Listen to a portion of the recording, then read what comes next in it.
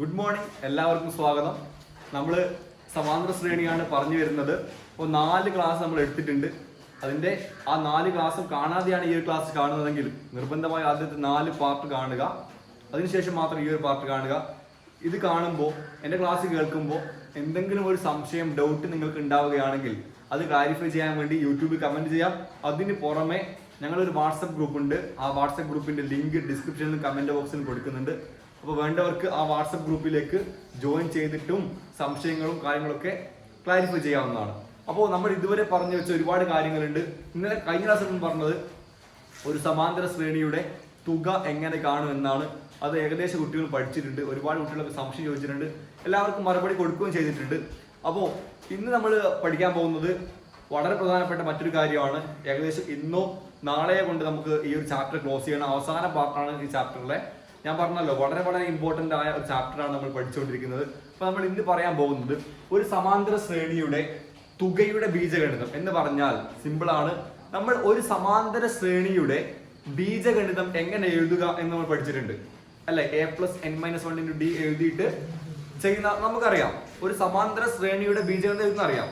എന്നാൽ ഒരു സമാന്തര ശ്രേണിയുടെ തുകയുടെ ബീജഗണിതം എങ്ങനെ എഴുതും എന്നാണ് ആദ്യം പഠിക്കുന്നത്. വളരെ ഇമ്പോർട്ടൻ്റ് ആയ ഒരു ചോദ്യമാണ് ഇത്. അതുകൊണ്ട് നമ്മൾ ശ്രദ്ധിച്ചിരിക്കണം. ഓക്കെ, അത് ഞാനൊരു എക്സാമ്പിൾ എഴുതാം. നമ്മൾ പഠിക്കാൻ പോകുന്നത് ഒരു സമാന്തര ശ്രേണിയുടെ തുകയുടെ ബീജഗണിതം. ഇംഗ്ലീഷ് മീഡിയം കുട്ടികൾക്ക് അൾജിബ്രായിക് ഫോം ഓഫ് എ സമ്മിന്റെ അൾജിബ്രായിക് ഫോം അതാണ്. ഓക്കെ, ശ്രദ്ധിക്കുക. ഞാനിവിടെ ഒരു സമാന്തര ശ്രേണി എഴുതാം. 3, 5, 7 എക്സെട്ര. ഈ ഒരു സമാന്തര ശ്രേണിയുടെ തുകയുടെ ബീജഗണിതമാണ് നമ്മൾ എഴുതുന്നത്. തുകയുടെ ബീജഗണിതം. അപ്പൊ നമ്മൾ ഈ തുകയുടെ ബീജഗണിതം എഴുതാൻ വേണ്ടിയിട്ട് നമ്മൾ ആദ്യം എന്താ ചെയ്യുന്നത്? ഈ ഒരു സമാന്തര ശ്രേണിയുടെ ബീജഗണിത രൂപം എഴുതുന്നു. ഇതിൽ a എന്താണ്? a = 3 ആണ്, അറിയാം. d = പൊതുവ്യത്യാസം എത്രയാണ്? കോമൺ ഡിഫറൻസ് എത്രയാണ്? 5 - 3 2 ആണ്. ഇത് നമുക്കറിയാം. ഓക്കെ, അപ്പൊ എങ്ങനെയാണ് ഇതിന്റെ ബീജഗണിത രൂപം എഴുതുക? a+n-1 × d. ഓക്കെ, ഒരു സമാന്തര ശ്രേണിയുടെ തുകയുടെ ബീജഗണിതം എങ്ങനെ ഉണ്ടാക്കിയെടുക്കാം എന്ന ചോദ്യത്തിന് വലിയൊരു പ്രസക്തി ഉണ്ട് എന്ന് തോന്നുന്നില്ല. ചോദ്യം ചോദിക്കാറുണ്ട്, പക്ഷെ നമ്മൾ പഠിച്ചിരിക്കണം. അതിന് വേണ്ടി പറയാണ്. അപ്പോൾ ആദ്യം തുകയുടെ ബീജഗണിതം എഴുതാൻ വേണ്ടിയിട്ട് നമ്മൾ ആദ്യം സമാന്തര ശ്രേണിയുടെ ബീജഗണിതം എഴുതുന്നു. a+n-1 × d. a 3 ആണ്. 3 + n-1 × d. പൊതുവ്യത്യാസം എത്രയാണ്? 2 ആണ്. അപ്പൊ 3 + n × 2 2n -1 × 2 -2 = 2n. ആദ്യം എഴുതുന്നു 2n. 3 - 2 3 - 2 1 ആണ്. +1 2n + 1 എന്ന് കിട്ടി. 2n + 1 എന്ന് പറഞ്ഞാൽ എന്താണ്? ഈ ഒരു സമാന്തര ശ്രേണിയുടെ ബീജഗണിത രൂപമാണ്. നമ്മൾ പഠിക്കാൻ പോകുന്നത് എന്താണ്? സമാന്തര ശ്രേണിയുടെ തുകയുടെ ബീജഗണിതമാണ് പഠിക്കാൻ പോകുന്നത്. ഓക്കെ, അപ്പോ നമ്മൾ ഈ ഒരു സമാന്തര ശ്രേണിയുടെ ബീജഗണിത രൂപം കിട്ടിക്കഴിഞ്ഞു. ഇത് എന്ന് പറഞ്ഞാൽ എന്താണ്? ഇവിടെ n-ന് 1 കൊടുത്താൽ 1-ാം പദം കിട്ടും, n-ന് 2 കൊടുത്താൽ 2-ാം പദം കിട്ടും. ഓക്കെ, ശരിയാണ്. അപ്പൊ തുകയുടെ ബീജഗണിതം എന്ന് പറഞ്ഞാൽ എന്താണ്? n-ന് 1 കൊടുത്താൽ ഇതുപോലുള്ള ഒരു ഇക്വേഷൻ കിട്ടും. അപ്പോ n-ന് 1 കൊടുത്താൽ 1-ാം പദത്തിന്റെ തുക കിട്ടും. n-ന് 2 കൊടുത്താൽ 2 പദങ്ങളുടെ തുക കിട്ടും. n-ന് 3 കൊടുത്താൽ 3 പദങ്ങളുടെ തുക കിട്ടും. അപ്പൊ അതാണ് കാണാൻ പോകുന്നത്. അപ്പൊ അതിനു വേണ്ടി നമ്മൾ ആദ്യം സമാന്തര ശ്രേണിയുടെ ബീജഗണിത രൂപം കണ്ടു. ഓക്കെ, ഇനി ഒരു സമാന്തര ശ്രേണിയുടെ തുക കാണാനുള്ള ഇക്വേഷൻ എന്താണ്? നമ്മൾ ഇന്നലെ പഠിച്ച ഇക്വേഷൻ ആണ്. എന്താണ്? പറയൂ. n/2 × a1 + an. ഓക്കെ, ഇത് 2n + 1 എന്ന് പറയുന്നത് an ആണ്, n-ാം പദം. ഓക്കെ, അപ്പൊ ഇത് ഒരു സമാന്തര ശ്രേണിയുടെ തുക കാണാൻ ഉപയോഗിക്കുന്ന ഇക്വേഷൻ ആണ്. n/2 × a1 + an. Okay, n അറിയില്ല. നമ്മൾ എന്താ കാണുന്നത്? തുകയുടെ ബീജഗണിതം അൾജിബ്രായിക് ഫോം ആണ്, സമ്മിൻ്റെത്. അപ്പൊ n/2 × a1 എത്രയാണ്? അറിയാം. a1 എത്രയാണ്? 3 ആണ്. + an എന്താണ്? ഈ നമ്മൾ കണ്ടുപിടിച്ച ഈ ഒരു സമാന്തര ശ്രേണിയുടെ ബീജഗണിതമാണ് an. അപ്പൊ an ഇവിടെ എഴുതി കൊടുക്കുന്നു. 2n + 1 എഴുതി കൊടുക്കുന്നു. ഓക്കെ, ഓർമ്മിക്കുക. അടുത്ത സ്റ്റെപ്പ്, ഈ n-നെ എല്ലാം കൊണ്ട് ഗുണിക്കുന്നു. n × 3 n × 2n n × 1 എന്നിട്ട് 2 കൊണ്ട് മൊത്തം ഡിവൈഡ് ചെയ്യുന്നു. ശ്രദ്ധിക്കുക, ശ്രദ്ധിച്ചോളെ, n into 3 plus 2n plus 1/2.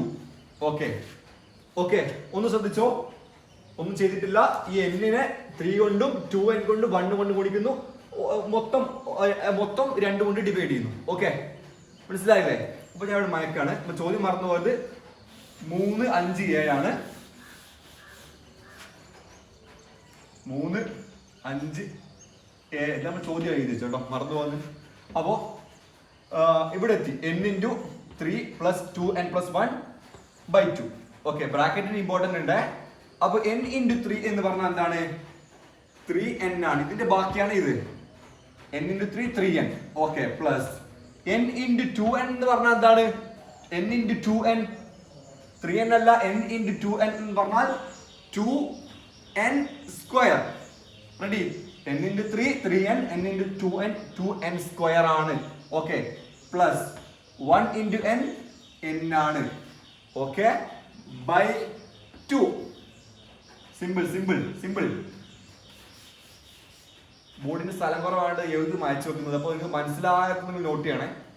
അപ്പോ 2n സ്ക്വയർ ഉണ്ട്, ഒന്നേ ഉള്ളൂ. അപ്പൊ 2n സ്ക്വയർ ആദ്യം എഴുതുന്നു. 2n സ്ക്വയർ 3n ഉണ്ട്, ഒരു n ഉണ്ട്. 3n plus n. 3n ഉം n കൂട്ടി എത്രയാണ്? 3n n കൂട്ടി എത്രയാണ്? 4n ആണ്, ബൈ 2. Okay, 4n/2. അപ്പോ ഇത് മതി, ഇത് തുക കിട്ടിയിട്ടുണ്ട്. പക്ഷെ ഇതിന് വേണമെങ്കിൽ 2 കൊണ്ട് ചെറുതാക്കാൻ പറ്റും. അറിയാത്ത ആൾക്കാർ ശ്രദ്ധിച്ചോ, ഇവിടെ നിർത്തണ്ട, ഇത് ശരിയാണ്. പക്ഷെ ഇനി 2 കൊണ്ട് ചെറുതാക്കാൻ പറ്റും. ഇതിനെ 2 കൊണ്ട് ചെറുതാക്കിയാൽ എന്ത് കിട്ടും? n സ്ക്വയർ എന്ന് മാത്രം കിട്ടും. പ്ലസ് ഈ 4 2 കൊണ്ട് ചെറുതാക്കി 4ന്റെ പകുതി എന്താണ്? 2n. അപ്പോ n സ്ക്വയർ പ്ലസ് 2n എന്ന് കിട്ടി. n സ്ക്വയർ പ്ലസ് 2n എന്ന് കിട്ടി. ഓക്കെ, കിട്ടി. അപ്പൊ ഇതെന്താ കിട്ടിയത്? എന്താ കിട്ടിയത്? n സ്ക്വയർ പ്ലസ് 2n എന്ന് പറഞ്ഞാൽ നമുക്ക് കിട്ടിയത് ഒരു സമാന്തര ശ്രേണിയുടെ തുകയുടെ ബീജഗണിത രൂപമാണ്. തുകയുടെ ബീജഗണിതം എന്ന് പറഞ്ഞാൽ എന്താണ്? n-ന് 1 കൊടുത്താൽ ആദ്യ പദത്തിന്റെ തുക കിട്ടും.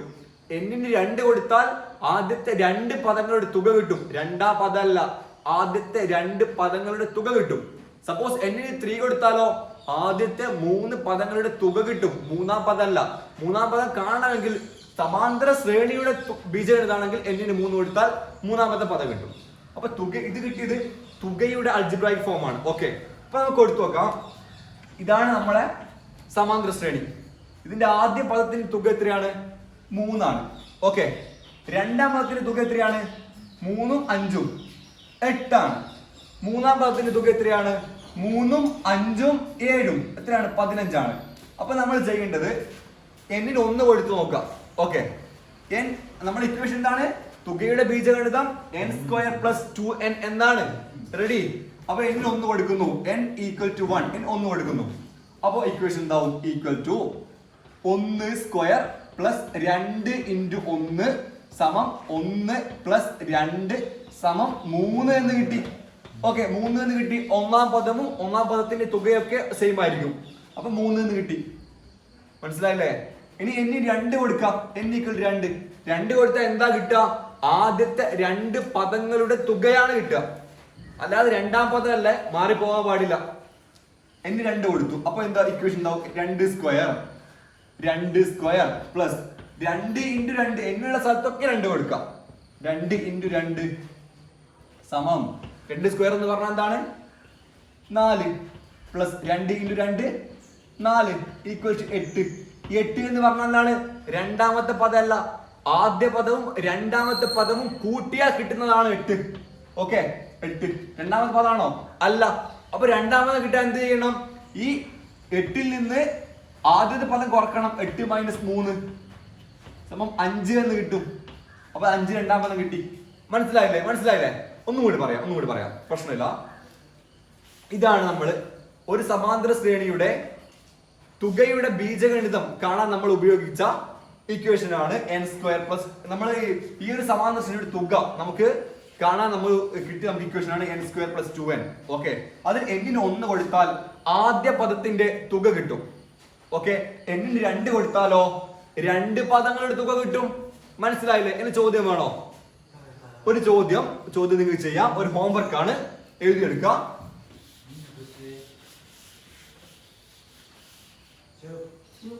ചോദ്യം എഴുതിയെടുക്കാം. 6, 10, 14 എക്സെട്ര എന്ന സമാന്തര ശ്രേണിയുടെ തുകയുടെ ബീജഗണിത രൂപം കാണുക. 6, 10, 14 എന്ന സമാന്തര ശ്രേണിയുടെ തുകയുടെ സമ്മിന്റെ അൽജിബ്രായിക് ഫോം ആണ്, ബീജഗണിത രൂപമാണ്.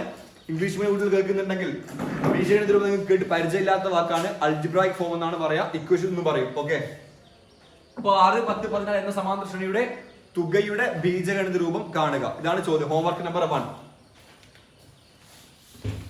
ഓക്കെ, ഇനി എന്താ ചെയ്യുന്നത്? ഒരു സമാന്തര ശ്രേണിയുടെ തുകയുടെ ബീജഗണിതം തന്നാൽ എങ്ങനെയാണ് ഒരു സമാന്തര ശ്രേണി ഉണ്ടാക്കുക എന്നതാണ് പറയുന്നത്. ഓക്കെ, നമ്മൾ പഠിച്ചിട്ടുണ്ട്. ഒരു ചോദ്യം ഞാൻ ചെയ്ത് കാണിക്കാം. ഓക്കെ,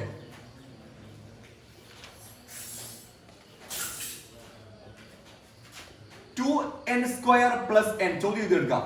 2n ഹോംവർക്ക് എല്ലാം ചെയ്യാം. 2n² + n എന്നത് ഒരു സമാന്തര ശ്രേണിയുടെ ബീജഗണിത രൂപമാണ്. 2n² + n എന്നത് ഒരു സമാന്തര ശ്രേണിയുടെ ബീജഗണിത രൂപമാണ്. സമാന്തര ശ്രേണി എഴുതുക എന്നതാണ് ചോദ്യം. ഓക്കെ, നമുക്ക് ചെയ്തു നോക്കാം. ചെയ്യട്ടെ? ചോദ്യം കഴിഞ്ഞില്ലേ? Okay, n = 1. ഇത് ഓർമ്മിക്കാം, തുകയുടെയാണ്, സമ്മിന്റെ ബീജഗണിത രൂപമാണ്, സമാന്തര ശ്രേണിയുടേതല്ല. എപ്പോഴും തുകയുടെ ബീജഗണിത രൂപത്തിന് മുമ്പിൽ ഒരു സ്ക്വയർ ഉണ്ടാവും. അത് ഓർമ്മിച്ചെടുക്കുക, ഉണ്ടാവാൻ സാധ്യതയുണ്ട്. അപ്പൊ n = 1 കൊടുത്തു. അപ്പൊ ഈക്വൽ ടു 2 × 1² + 1. എന്നിന്റെ സ്ഥലത്തൊക്കെ 1 കൊടുക്കുന്നത്, n 1 ആയതുകൊണ്ട്. Equal to 2 × 1 + 1 equal to 2 + 1 equal to 3. 3 എന്ന് പറഞ്ഞാൽ ആദ്യ പദമാണ്, ആദ്യ പദത്തിന്റെ തുകയാണ്. അപ്പൊ ഒന്നാമത്തെ പദം 3 എന്ന് കിട്ടി. ഓക്കെ, 3 എന്ന് കിട്ടി. ഇനി n = 2 കൊടുത്താൽ എന്ത് കിട്ടും? ആദ്യത്തെ പദവും രണ്ടാമത്തെ പദവും കൂട്ടിയ ഉത്തരമാണ് n 2 കൊടുത്താൽ കിട്ടുക. ആ ഒരു കൺസെപ്റ്റ് റെഡിക്ക് മൈൻഡിൽ ഉണ്ടാവണേ. ഓക്കെ, n 2 കൊടുത്ത് നോക്കാം. Equal to 2 × 2² + 1 equal to 2 × 4 + 1 equal to 2 × 4 8 + 1 equal to 9. 9 കിട്ടി. 9 എന്ന് പറഞ്ഞാല് രണ്ടാമത്തെ പദമല്ല, രണ്ട് പദങ്ങളുടെ തുകയാണ്. അപ്പൊ ആദ്യ പദം കിട്ടി, ആദ്യ പദം 3 എന്ന് കിട്ടി. ആദ്യ പദം 3 എന്ന് കിട്ടി. രണ്ട് പദങ്ങളുടെ തുക 9 എന്ന് കിട്ടി. അപ്പൊ രണ്ടാമത്തെ പദം കാണണം. രണ്ടാം പദം സമം ഈ 9-ൽ നിന്ന് രണ്ട് പദങ്ങളുടെ തുകയായ 9-ൽ നിന്ന് ആദ്യ പദത്തിന്റെ തുകയായ 3 കുറച്ചാൽ മതി. 9 - 3 ഈക്വൽ ടു 6 എന്ന് കിട്ടും. ഓക്കെ, 6 എന്ന് കിട്ടും. റെഡി? അപ്പൊ ആദ്യ പദം 3-ഉം രണ്ടാം പദം 6-ഉം കിട്ടിയാൽ സമാന്തര ശ്രേണി ബാക്കി എന്തായിരിക്കും നമുക്ക് അറിയാൻ പറ്റുമല്ലോ.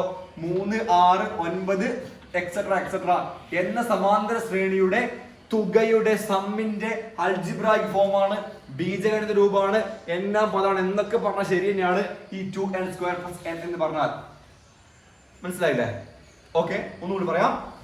ചോദ്യം ഇതായിരുന്നു, 2n² + n എന്നത് ഏത് സമാന്തര ശ്രേണിയുടെ തുകയുടെ ബീജഗണിത രൂപമാണ്. അപ്പൊ സമാന്തര ശ്രേണി എഴുതാനാണ് ചോദ്യം. അപ്പൊ n 1 കൊടുത്തപ്പോ 3 കിട്ടി, n 2 കൊടുത്തപ്പോ 9 കിട്ടി. അപ്പൊ ഒന്നാമത്തെ പദത്തിന്റെ തുകയാണ് 3, രണ്ട് പദത്തിന്റെ തുകയാണ് 9. അപ്പൊ ഒന്നാം പദം 3 ആണ്, രണ്ടാം പദം 9 - 3 ഈക്വൽ ടു 6 എന്ന് കിട്ടി. അപ്പൊ 3-ഉം 6-ഉം ആണെങ്കിൽ 3, 6, 9 എക്സെട്ര വീണ് പോകും. അത് മനസ്സിലായി. അപ്പൊ ഒരു സമാന്തര ശ്രേണിയുടെ തുകയുടെ ബീജഗണിതം എങ്ങനെ എഴുതാന്ന് പഠിച്ചു. അതത്ര ഇമ്പോർട്ടന്റ് ആയിട്ട് ഞാൻ പറയുന്നില്ല, പക്ഷെ ഇത് ഇമ്പോർട്ടന്റ് ആണ്. തുകയുടെ ബീജഗണിത രൂപം അൽജിബ്രായിക് ഫോം തന്നിട്ട് സമാന്തര ശ്രേണി എഴുതുക എന്ന് പറഞ്ഞാൽ സ്ഥിരമായിട്ട് ചോദിക്കുന്ന ചോദ്യമാണ്. അപ്പോൾ ഒരു ഹോംവർക്ക് കൂടി തരാം. ഒരു എക്സലൻസി എക്സാമിന്റെ ചോദ്യമുണ്ട്, നല്ല സൂപ്പർ ചോദ്യമാണ്, നിങ്ങൾ എല്ലാവരും ചെയ്യണം.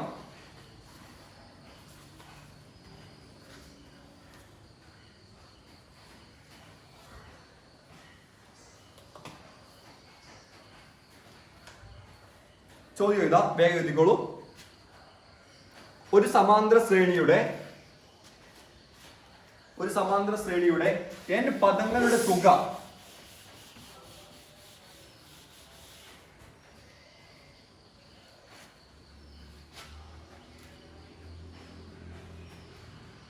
n സ്ക്വയർ പ്ലസ് 2n ആണ്.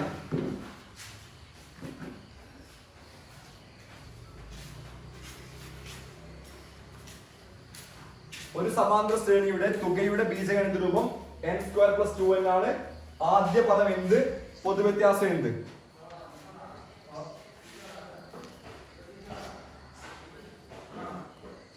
ഇത് നമ്മൾ ചെയ്ത ചോദ്യമാണ് അല്ലെ, n സ്ക്വയർ പ്ലസ് 2n. ആ ചോദ്യം ക്യാൻസൽ കേട്ടോ, സോറി, ആ ചോദ്യം നമ്മൾ ചെയ്തിട്ടുണ്ട്, അതുകൊണ്ട് ആ ചോദ്യം വേണ്ട.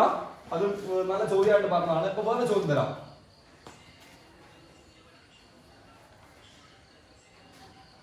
ഇത് നിങ്ങളുടെ പുസ്തകമാണ്. ആ പുസ്തകം കിട്ടാത്ത ഒരുപാട് കുട്ടികളുണ്ട്. ആർക്കെങ്കിലും പുസ്തകം കിട്ടാത്ത ആരെങ്കിലും ഉണ്ടെങ്കിൽ അവർക്കുള്ള PDF നമ്മൾ കൊടുക്കുന്നതാണ്. വാട്സപ്പ് ഗ്രൂപ്പിന്റെ ലിങ്ക് ഡിസ്ക്രിപ്ഷനിൽ കൊടുക്കുന്നുണ്ട്, അപ്പോ ഉപയോഗപ്പെടുത്താം. ചോദ്യം ഇതാണ്: ഒരു സമാന്തര ശ്രേണിയുടെ n പദങ്ങളുടെ തുക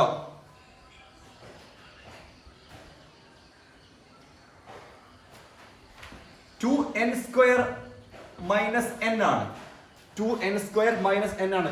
ചോദ്യം വൃത്തിക്ക് വായിക്കണം കേട്ടോ, കാരണം ഒരു സമാന്തര ശ്രേണി തുകയുടെ ബീജഗണിതവും ഒക്കെ വ്യത്യാസമുണ്ട്. ഒരു സമാന്തര ശ്രേണിയുടെ തുകയുടെ n പദങ്ങളുടെ അല്ലെങ്കിൽ തുകയുടെ ബീജഗണിത രൂപം 2n സ്ക്വയർ മൈനസ് n ആണ്. ശ്രേണി എഴുതുക എന്നാണ് ചോദ്യം. സമാന്തര ശ്രേണി എഴുതുക. ഓക്കെ, ഇതാണ് ചോദ്യം. ഇത് രണ്ടാമത്തെ ഹോംവർക്കാണ്. അപ്പൊ ഇന്ന് രണ്ട് കാര്യങ്ങൾ പറഞ്ഞിട്ടുണ്ട്. പറഞ്ഞ ഒന്നാമത്തെ കാര്യം എന്ന് പറയുന്നത് നമ്മൾ ഒരു സമാന്തര ശ്രേണിയുടെ ബീജഗണിത രൂപം എങ്ങനെ എഴുതാം എന്ന് പറഞ്ഞു.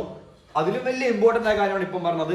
ബീജഗണിത രൂപം തന്നാൽ, അൾജിബ്രായിക് ഫോം തന്നാൽ എങ്ങനെ നമുക്ക് ഒരു സമാന്തര ശ്രേണി എഴുതാം എന്നാണ് പറഞ്ഞത്. മനസ്സിലായല്ലോ? മനസ്സിലായിട്ടുണ്ട്. ഓക്കെ, ഇനി നമ്മൾ പറയാൻ വിട്ടുപോയ രണ്ട് കാര്യങ്ങളുണ്ട്. അതുകൂടി പറഞ്ഞാൽ ഈ ഒരു ചാപ്റ്റർ ക്ലോസ് ആവും. ഏകദേശം കാര്യങ്ങൾ പറഞ്ഞിട്ടുണ്ട്, 100% പറഞ്ഞു എന്നൊന്നും പറയുന്നില്ല. ഏകദേശം കുറെ കാര്യങ്ങൾ പറഞ്ഞിട്ടുണ്ട്. അപ്പോൾ ഒരു കാര്യം കൂടി പറയാനുള്ളത്, ഒരു സമാന്തര ശ്രേണിയുടെ ആദ്യ പദവും അവസാന പദവും തന്നാൽ ആ സമാന്തര ശ്രേണിയിൽ എത്ര എണ്ണം ഉണ്ട് എന്ന് എങ്ങനെ കണ്ടുപിടിക്കും എന്നാ ചോദ്യം. പല രൂപത്തിൽ കണ്ടുപിടിക്കാം. ഇക്വേഷൻ ഉണ്ട്, ഇക്വേഷൻ ഇല്ലാതെ കണ്ടുപിടിക്കാം, അങ്ങനെ കണ്ടുപിടിക്കാം. പക്ഷേ നമുക്ക് ഇക്വേഷൻ വെച്ച് കണ്ടുപിടിക്കാം. അതായത് കൂടുതൽ കുട്ടികൾക്ക് ഞാൻ സാധാരണ ക്ലാസ് എടുക്കുമ്പോൾ ഇക്വേഷൻ കുറച്ചേ പറയാറുള്ളൂ, കാരണം മനസ്സിലാക്കി പഠിക്കാനായിരിക്കും ഏറ്റവും നല്ലത് എന്ന് കരുതിയിട്ടാണ് ഇക്വേഷൻ കുറച്ചേ പറയാറുള്ളൂ. പക്ഷെ പല കുട്ടികളും പറയുന്നത് ഇക്വേഷൻ വേണം എന്നാണ്. അപ്പൊ ഇക്വേഷൻ വെച്ച് തന്നെ പഠിക്കാം. ഓക്കെ, അപ്പോൾ എണ്ണം കാണുക, ഒരു സമാന്തര ശ്രേണിയുടെ എണ്ണം കാണുക, അതാണ് നമ്മൾ ചെയ്യുന്നത്. ഒരു ചോദ്യം ഞാൻ ചെയ്യാം. 3, 6, 9 എക്സെട്ര. ചോദ്യം നിങ്ങൾ എന്റെ കൂടെ തന്നെ എഴുതി കേട്ടോ. 3, 6, 9 എക്സെട്ര 99 എന്ന സമാന്തര ശ്രേണിയിൽ ആകെ എത്ര എണ്ണങ്ങളുണ്ട്, അല്ലെങ്കിൽ ആകെ എത്ര നമ്പേഴ്സ് ഉണ്ട്? ഇതാണ് ചോദ്യം. ഓക്കെ, ഇത് നമുക്ക് ഇക്വേഷൻ വെച്ച് കാണാം, അല്ലാതെയും ചെയ്യാം. അല്ലാതെ ചെയ്യുന്ന അറിയേണ്ട ആളുകൾ ആരെങ്കിലും ഉണ്ടെങ്കിൽ, ഇക്വേഷൻ അല്ലാതെ ചെയ്യണമെന്ന് ആഗ്രഹമുള്ള ആരെങ്കിലും ഉണ്ടെങ്കിൽ നിങ്ങൾ കമന്റ് വഴി ചോദിച്ചാൽ മതി, മറുപടി തരും. അപ്പൊ തൽക്കാലം ഇക്വേഷൻ വെച്ച് ചെയ്യാം. ഇക്വേഷൻ ഇതാണ്: an minus a1 by d. ഒന്നുമില്ല, അവസാന പദം കുറക്കണം, ആദ്യ പദം ബൈ പൊതുവ്യത്യാസം പ്ലസ് 1. ഇങ്ങനെ തന്നെയാണ്. പ്ലസ് 1 വേറെ തന്നെയാണ്. ഓക്കെ, ഇതാണ് നമ്മുടെ ഇക്വേഷൻ. എന്തിനുള്ള ഇക്വേഷൻ ആണ്? n കാണാൻ ഉപയോഗിക്കുന്ന ഇക്വേഷൻ ആണ്. n ഈക്വൽ ടു ആണ് an മൈനസ് a1, അവസാന പദം കുറക്കണം, ആദ്യ പദം ബൈ പൊതുവ്യത്യാസം പ്ലസ് 1. അപ്പൊ നമ്മൾ പഠിക്കുന്ന അഞ്ചാമത്തെ ഇക്വേഷൻ. ആദ്യത്തെ ഇക്വേഷൻ എന്താണ്? a plus n minus 1 into d. രണ്ടാമത്തെ equation n into n plus 1 by 2. മൂന്നാമത്തെ ഇക്വേഷൻ n സ്ക്വയർ. നാലാമത്തെ equation n into n plus 1. അഞ്ചാമത്തെ equation n by 2 into a1 plus a. Sorry, ആറാമത്തെ ഇക്വേഷൻ ആണ് n equal to an minus a1 by d plus 1. ഓർമ്മിക്കുക, എഴുതിയതുപോലെ തന്നെ എഴുതിയെടുക്കുക. ഈ plus 1 ഇതിന്റെ കൂടെ അല്ല, പ്ലസ് 1 ഒറ്റക്കാണ്. ഓക്കെ, അപ്പൊ ചെയ്ത് നോക്കാം. ഈ ഒരു സമാന്തര ശ്രേണിയിൽ an അവസാന പദം എത്രയാണ്? an equal to 99. Ready? a1 equal to എത്രയാണ്? 3. ആദ്യ പദം 3 ആണ്. കോമൺ ഡിഫറൻസ് d എത്രയാണ്?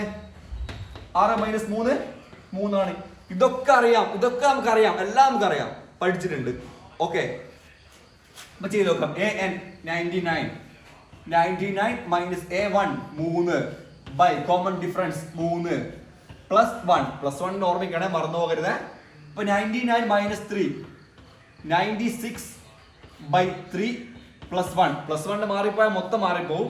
അപ്പൊ 96/3 പ്ലസ് 1 ഈക്വൽ ടു ബാക്കി ഇവിടെ എഴുതാണ് 96/3 ഹരിച്ചു നോക്കിയാൽ 3 2 32 പ്ലസ് 1 ഈക്വൽ ടു 33 എന്ന് പറഞ്ഞാൽ എന്താണ്? 3 6 9 എക്സെട്ര എക്സെട്ര 99 എന്ന സമാന്തര ശ്രേണിയിൽ 33 നമ്പറുകൾ ഉണ്ട്. മനസ്സിലായി? ഓക്കെ, ഒരു ചോദ്യം എഴുതിയെടുക്കാം. ഹോംവർക്കാണ്.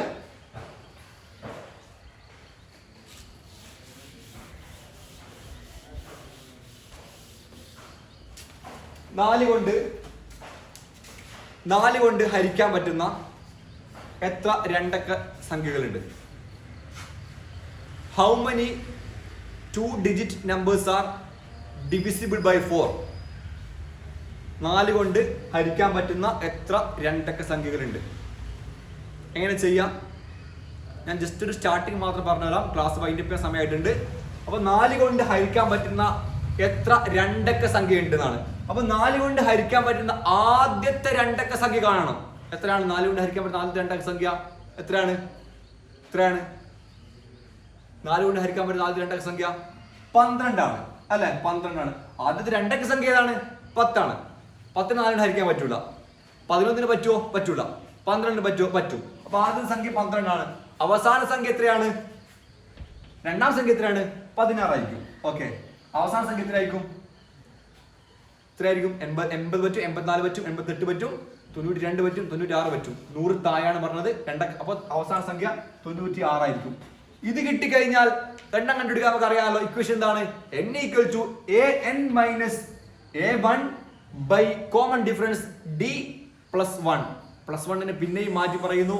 പ്ലസ് 1 ഒരിക്കലും അതിന് കൂടെ എഴുതാൻ പറ്റൂല, ഉത്തരം മാറിപ്പോകും. ഓക്കെ, ഈ ചോദ്യത്തിന് ആൻസർ ചെയ്യാം. ഒരു ചോദ്യം കൂടി, അവസാന ചോദ്യമാണ്. 3 കൊണ്ട് ഹരിക്കാൻ പറ്റുന്ന എത്ര മൂന്നക്ക സംഖ്യകളുണ്ട്? 3 കൊണ്ട് ഹരിക്കാൻ പറ്റുന്ന എത്ര മൂന്നക്ക സംഖ്യകളുണ്ട്? How many 3-digit numbers are divisible by 3? 3 കൊണ്ട് ഹരിക്കാൻ പറ്റുന്ന എത്ര മൂന്നക്ക സംഖ്യകളുണ്ട്? വെരി ഇമ്പോർട്ടന്റ് ക്വസ്റ്റ്യൻ ആണ്. അപ്പോൾ നമ്മൾ ഇന്ന് പഠിച്ച കാര്യങ്ങളൊക്കെ എഴുതി വെക്കണം. ഈ ഒരു പാഠം ഏകദേശം തീർന്നിട്ടുണ്ട്. അപ്പോൾ നമുക്ക് ഒരു ക്ലാസ് കൂടി ഉണ്ടാകും. ആ ക്ലാസ് എന്തിനാണെന്ന് ചോദിച്ചാൽ നിങ്ങൾക്ക് മനസ്സിലാക്കാത്ത ഒരുപാട് വ്യത്യസ്തങ്ങളായ ചോദ്യങ്ങൾ ഈ പാഠത്തിന് ചോദിക്കുന്നുണ്ട്. ആ ചോദ്യങ്ങളൊക്കെ ക്ലാരിഫൈ ചെയ്യാൻ വേണ്ടിയിട്ടാണ് ആ ഒരു ക്ലാസ് ഉണ്ടാവുക. അപ്പോൾ നിങ്ങൾ ഇതുവരെ പഠിച്ചൊക്കെ എഴുതി വെക്കുക. ഈ ഒരു ക്ലാസ് ലൈക്ക് ചെയ്യണമെന്ന് ഞാൻ പറയുന്നില്ല. നിങ്ങൾക്ക് ഇഷ്ടപ്പെട്ടാൽ മാത്രം നിങ്ങൾ സുഹൃത്തുക്കളിലേക്ക് ഷെയർ ചെയ്യുക. കാരണം നമുക്ക് ഉപകാരമുള്ള ഒരു കാര്യം നമ്മുടെ കൂട്ടുകാരിലേക്ക് എത്തിക്കുക എന്ന് പറയുന്നത് ഒരു വലിയ കാര്യമാണ്. ഓക്കെ, നമ്മൾ ഒതുക്കി കൂടാതെ സുഹൃത്തുക്കളിലേക്ക് എത്തിക്കാൻ ശ്രമിക്കുക. അപ്പോൾ അടുത്ത ക്ലാസ് വരെ ഗുഡ് ബൈ.